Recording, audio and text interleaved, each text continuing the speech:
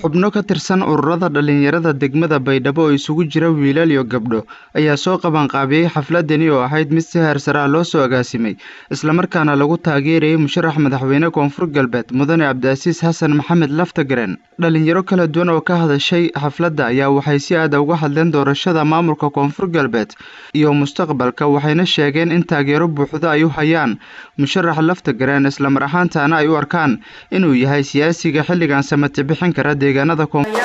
sidii hadii iskiirnaata dadana iskiirnaa beermudeero xaqiiqo shalay iyaga u faydana iyaga marka faydaha xaqiiqo tan lamaad xildhibaanadii oo hadoorde madaxweyne xildhibaanada may marqaad ku eeyna baahida jarta oo geef Koonfur Galbeed taa xildhibaan walba doorado santuuqa sawir qadaasay u si qorahay walaal فضلاً ميسين قصدان حلبان إني قفل إسم أركتن إني مهمسني قفل قلبي إسبدل قبل قشانو فضلاً ليدور ذا فضلاً ليدور خلصت حال أنا بدك أو نقول أو دور شديد فضلاً ميسين قصدان السوال ببرنامج كنيسين كلام على ونيسين ساعة دائرة ذي فريقتان إني كوفر قلبي أفرت سنة هذا درجة السنة بدأ عدالة فرحة المضح إسبدل فلانة مش فلانة إسبدل في الكارثة إلهي وين إلهي مضح ليه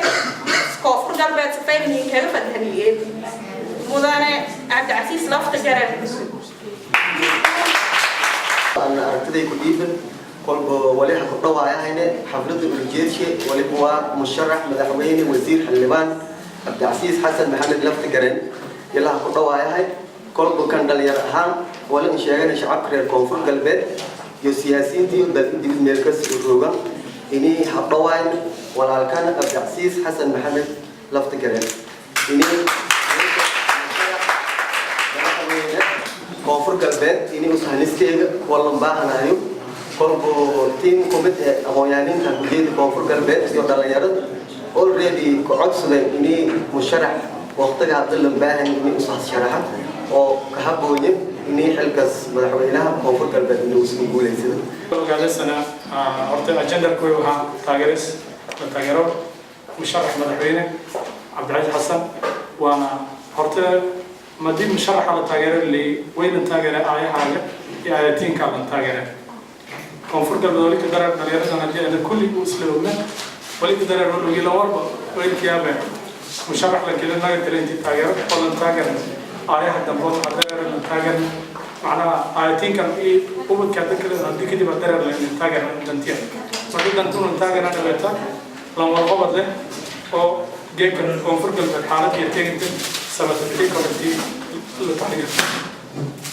musharax madaxweyne Koonfur Galbeed Mudane Cabdicasiis Xasan Maxamed Laftagareen ayaa ka mid ah siyaasiyiinta u tartami doona xilka Koonfur Galbeed waxaana xilligan uu hayaa xilka wasaaradda tamarta iyo kheyraadka biyaha dawladda federaalka Soomaaliya inkastoo guddiga doorashooyinka Koonfur Galbeed wali aan soo saarin shuruudaha laga rabo musharaxiinta u tartamaya xilka madaxtinimo ee maamulka Koonfur Galbeed oo qabsoomi doono 17 bishan. Cabdinaasir Musharraf